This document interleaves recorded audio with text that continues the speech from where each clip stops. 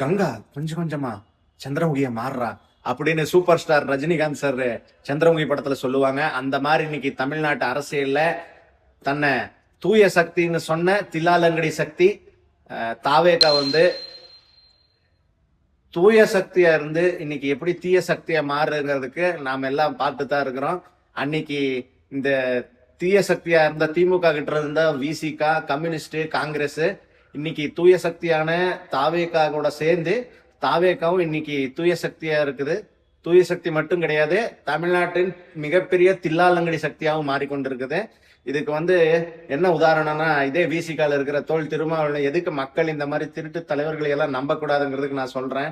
இவங்க எல்லாம் எப்படின்னா ஒரு கொள்கையை பேசுவாங்க, அந்த கொள்கையை பேச பேச பேச பேச எங்க அவங்களுக்கு அரசியல்ல எங்க அவங்களுக்கு வலிமை கிடைக்குதோ, எங்க பணம் கிடைக்குதோ, எங்க அதிகாரம் கிடைக்குதோ அந்த இடத்துக்கு தாவிடுறாங்க. நாக்குக்கு எலும்பில்ல.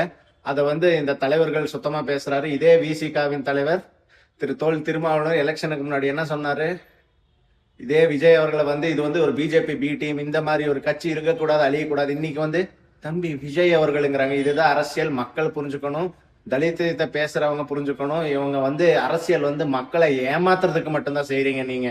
இதே கம்யூனிஸ்ட் வந்து உலகத்திலேயே உத்தமர், நான் உசந்தவருங்கிற மாதிரி அப்படியே உத்தமர் மாதிரி பேசுவாங்க. ஒன்னுக்கும் இஷ்டப்படாது. எத்தா பெரிய சித்தாந்தம், அந்த சித்தாந்தத்தையே கழுவி கழுவி ஊத்துற ஒரு இயக்கம்னா கம்யூனிஸ்ட் பார்ட்டி தான். நீ இன்னைக்கு இல்ல, நீங்க வந்து அமெரிக்காவில் இருக்கிற ட்ரம்ப்போட ரிப்பப்ளிகன் பார்ட்டியில கூட கூட்டணி வச்சு அந்த கட்சியை அழிச்சிருவீங்க. அத்தனை மோசமானவங்க. சும்மா என்ன தெரியுமா, மைக்க கொடுத்தீங்கன்னா கம்யூனிஸ்ட்காரர் வந்து நல்லா பேசுவாங்க. அப்படியே பேசினா நாமளே அப்படிங்கப்பா என்ன இது கொள்கை இப்படி பேசுறாருன்னு பண்றதெல்லாம்